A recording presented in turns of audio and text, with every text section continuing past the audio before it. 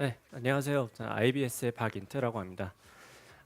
오늘 제가 말씀드릴 거는 우리 몸 안에 있는 그 혈관에 대해서 말씀드릴 건데요.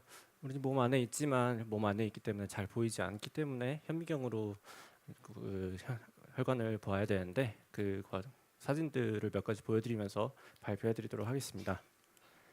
네, 저희 모두 먹고 살잖아요. 이제 먹고 사는 이유가 우리 몸을 구성하고 있는 세포들이 영양소와 산소가 필요하기 때문인데요.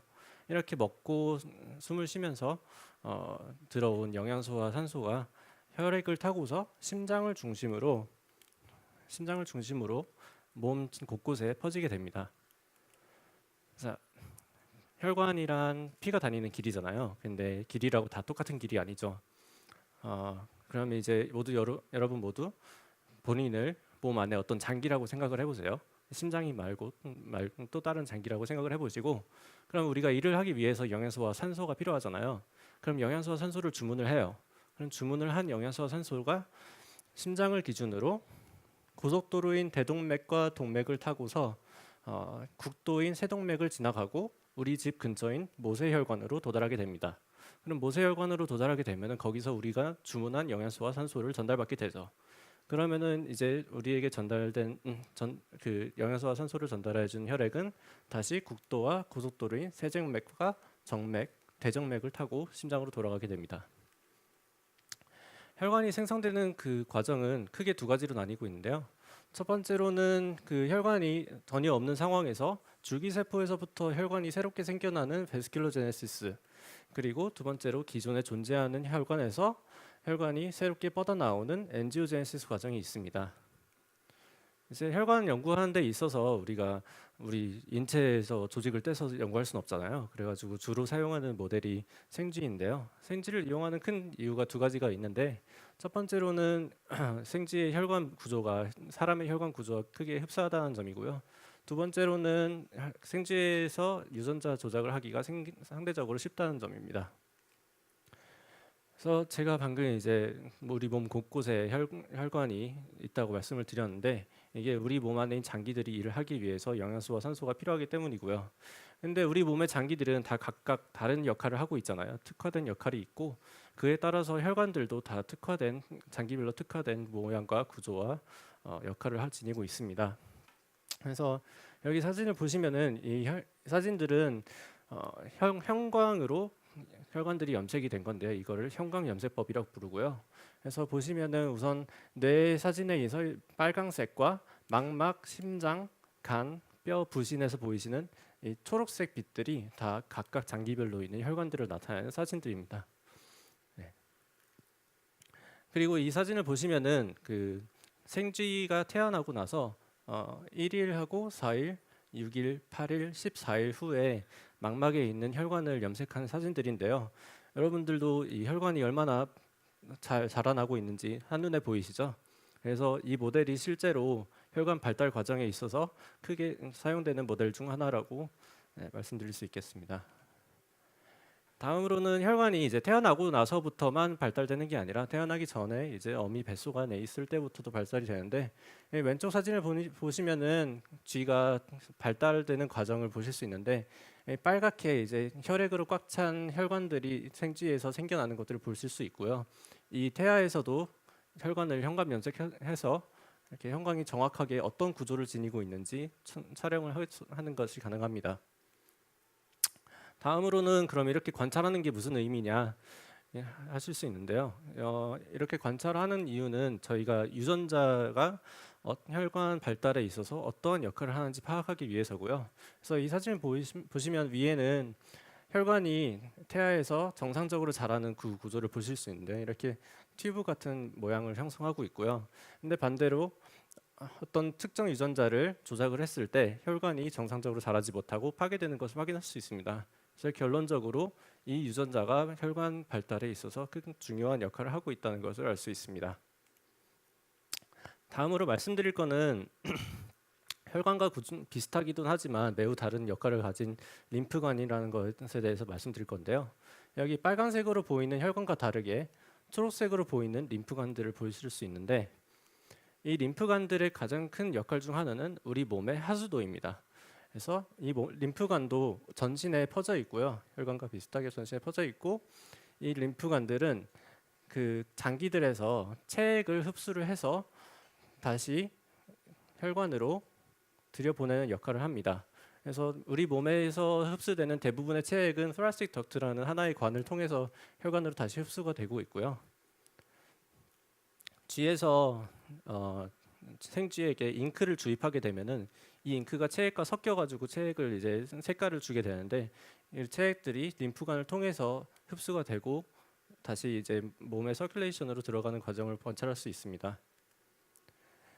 저희 안구에도 이러한 비슷한 구조가 있는데 안구에는 안압을 조절하는 액이 있잖아요. 그 액이 계속 생성이 되는데 그럼 생성만 되면은 이제 안구의 압력이 너무 높아져서 안구에 문제가 생기겠죠.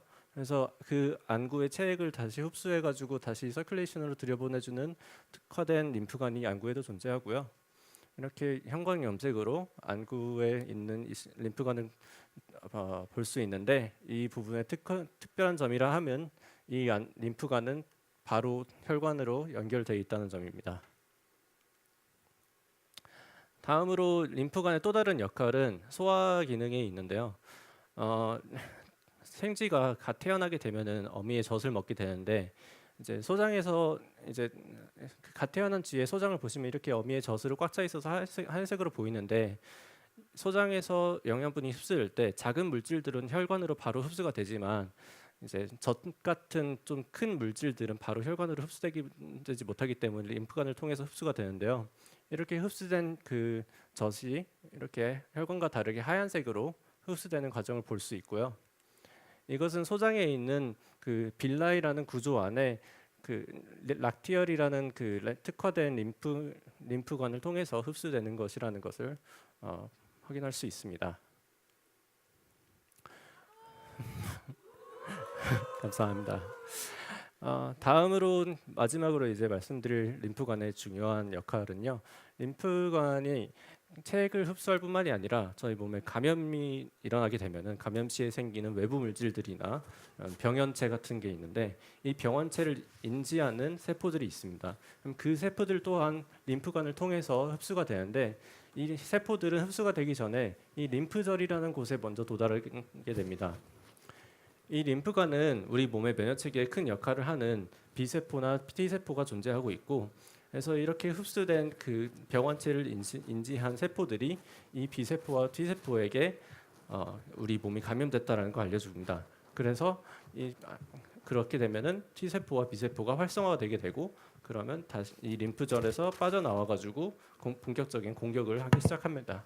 2분 남았습니다. 그러면 이제 혈관을 연구하는 게 무슨 의미가 있냐 여쭤보실 수 있는데요. 가장 대표적인 혈관 관련된 질병이 무엇이 있는지 소개해드리겠습니다.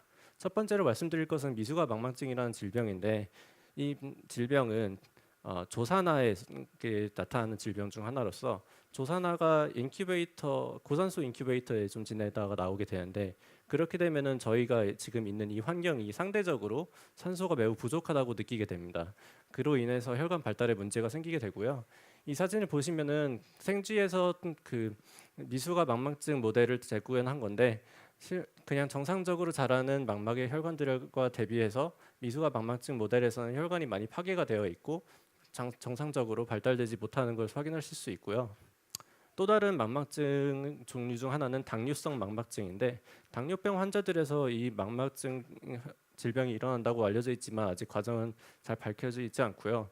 하지만 결과적으로 이 사진을 보시면 이거는 실제 사람의 안구인데 이 안구에서 혈관이 파괴되는 모습을 보실 수 있고 이 혈관이 파괴되고 다시 생성되는 과정 중에 문제가 생기기 때문에 빛을 인지하는 세포들이 영양분과 산소를 제공받지 못해서 괴사가 일어나게 되고 시력에 문제가 생기게 됩니다. 마지막으로 설명드릴 거는 이제 암입니다. 암도 세포이고요. 우리 정상 세포처럼 산소와 영양분이 필요로 하게 되는데 암들은 자라게 되면서 암세포가 분열하게 되는데 그러면 암세포에 비해서 혈관의 공급률이 많이 부족하게 됩니다. 그렇게 되면은 암은 자신이 영양소와 산소가 부족하다고 몸에게 막 신호를 보내게 되는데요. 그로 인해서 우리 몸은 혈관을 막 만들어주게 되고 이렇게 보시면은 암이 있는 부위 옆에 혈관이 생성되는 것을 확인하실 수 있습니다. 그래서 암 치료법으로 제시된 방법 중 하나가 암을 그러면 굶겨 죽이자, 그 혈관을 파괴해서 이 산소와 영양분을 공급받지 못해가지고 굶어 죽게끔 만들자라는 치료법이 제시가 됐는데요. 이 문제가 기대했던 것과 달리 산소가 전달이 안 되면서 암이 더 부족하다고 느끼고 오히려 더 적극적으로 혈관을 만들어 달라고 요구를 하게 돼서 실제로 치료법으로는 잘 효과를 보지 못했고요. 요즘에 제시되고 있는 방법은 암혈관이 이렇게 조금 비정상적으로 생기고 혈관의 역할을 잘 못하게 되는데 이거를 조금 정상화 시켜줘가지고 그러면은 다른 약물 치료 있잖아요. 항암제 같은 거나 뭐 면역세포의 전달을 좀 더 원활하게 해줘서 비정상적이던 혈관을 정상적으로 만들어주고 병합 치료를 좀 더 증진시켜보자라는 방법이 제시되고 있습니다. 네, 이상입니다.